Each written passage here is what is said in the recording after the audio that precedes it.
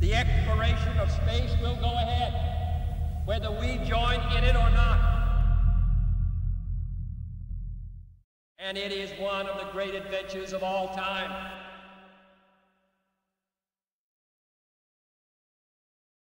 My name is Linda Godwin. I am a Navy native of Missouri. I grew up outside of Jackson, Missouri. Got all of my education in Missouri, Southeast Missouri State, in physics and math, and then PhD in physics at the University of Missouri. Then I went to work for NASA for 30 years in Houston, Texas. For 25 out of those 30 years, I was in the astronaut program. That career at NASA enabled me to be able to come back to University of Missouri, where I'm now a professor in the Department of Physics and Astronomy, getting to bring some of that experience back to the students here that I work with.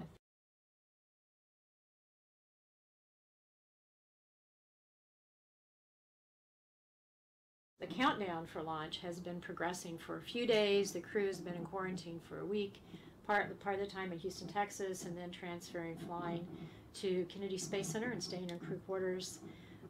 There's an official wake-up in the crew quarters there, and the crew will have probably sleep shifted a little bit so that their circadian rhythm is in sync with whatever the mission requirements are.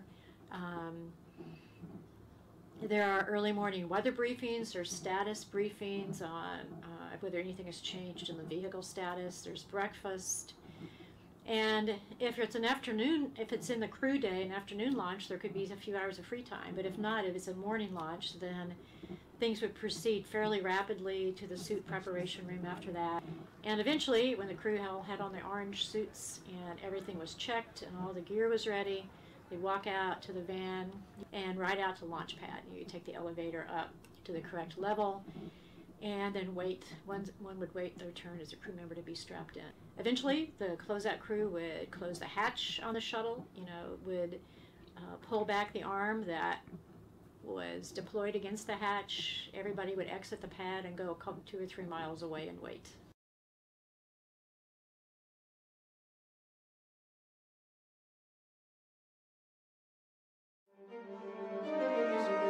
T-minus 20 seconds. T-minus 15 seconds. The sound suppression water system has been activated. CLS go for main engine start. We have a go for main engine start. Main engine start. 2, 1.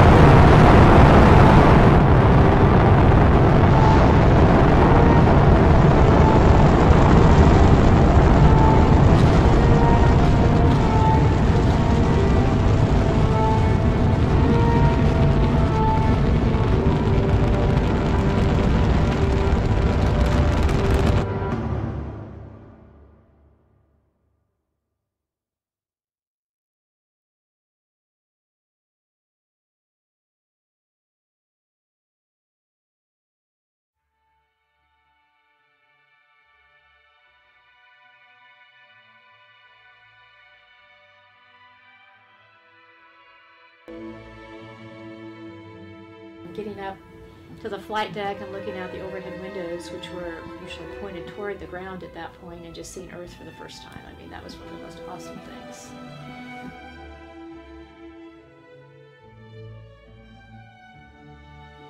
Certainly floating is an odd thing, and it took some getting used to just living in that environment.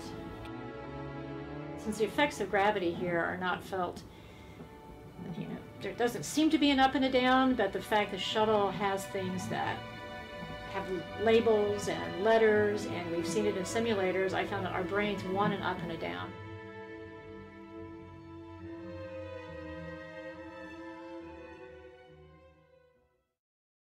There were multiple assignments for every crew member, so I'll just kind of hit like the top 1 or 2. On my first flight, I was designated the lead robotic arm operator. Using the robotic arm, that was my job, to move it around, grapple it, carefully move it up, position it above the shuttle while we did certain checkouts. I had to fix an antenna and do some things. By 2 crewmates to fix a high gain antenna that was snagged. And then at the end, to open the snares, and as the shuttle carefully backed away, we left that craft in orbit for 9 years, looking at high energy electromagnetic radiation coming from all galaxies and inside our own and everything else. But my second flight was an Earth science mission. We had an imaging radar, microwave size radiation. It was bouncing off the surface of the Earth, and coming back up to the antenna on the shuttle. It was really just looking at the surface of our planet and looking at deforestation, looking at the deserts, looking at the oceans. And we had another suite of instruments that was looking at Earth's atmosphere. So it was Earth science. My third flight, our primary goal was to dock with the Mir space station, and we brought a NASA crew member up to spend several months on board. So that was the primary objective of the mission, but another major objective is we had a small science laboratory in the back full of experiments from the European Space Agency. And I was one of the 2 crew members that we spent many hours back there working in that small module, working on those experiments. And my last flight to the International Space Station, it was we took up 3 new crew members. We brought 3 crew members home. We took up a lot of supplies, science, other resources for the crew that was there. I was the load master, I guess I'd call it, for that flight, in charge of making sure everything got unloaded, checked off. And I got to use a robotic arm on this one again too, to transfer that from the shuttle and attach it to the space station. And then we opened the hatch and we unloaded it, and we had to reload it with things that were coming home with us. And it really mattered where we put everything, because the whole center of gravity on the shuttle coming back affects its landing. So the load master on that. Also did a spacewalk on the last couple of flights. So those are just some of the highlights.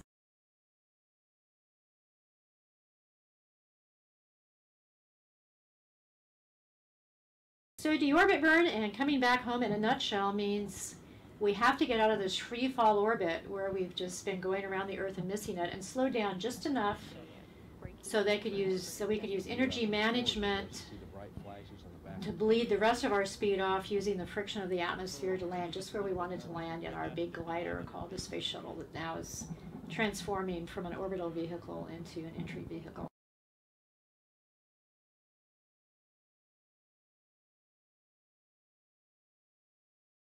Mars, is in the sights and it's on somebody's schedule. That will be a huge challenge. While technically we could do it, there are a lot of challenges. And it's the price tag, frankly, and the politics that really make that one kind of maybe a tough one to get on the schedule. But I think we will do it. I don't know if I'll see it, but I hope I do. The shuttle missions, along with the other space programs, and certainly Apollo, going to the moon before that, I think it gave people something to dream for, hope for. It's an optimistic, endeavor. I think it makes people think about the future in very positive ways, that we can do this, and that we keep improving our technology, we keep improving what we can do. It's a prestigious thing, I think, around the world. There are many countries want to be players in space these days because it's seen as something that gives our country a lot of credibility, and that's why I want to see us remain on, very competitive on the space exploration stage around the world. Wow. My whole career at NASA, that whole 30 years was a huge impact on my life, just being there. And, I guess it changed my perspective of the world a bit. When you can go around it in 90 minutes, like we did in this low Earth orbit, and you see the different countries and the different people and all the, the oceans and everything. It's the only planet we have, and we need to take care of it. And I already thought that, but I think that really drove it home. In another way that I didn't really anticipate in the beginning, when I just really, really wanted to be an astronaut. Having had that experience has opened up a lot of doors for people, for travels I've gotten to do, places I've gotten to go, and people I've gotten to meet. So it really has influenced a lot of my life.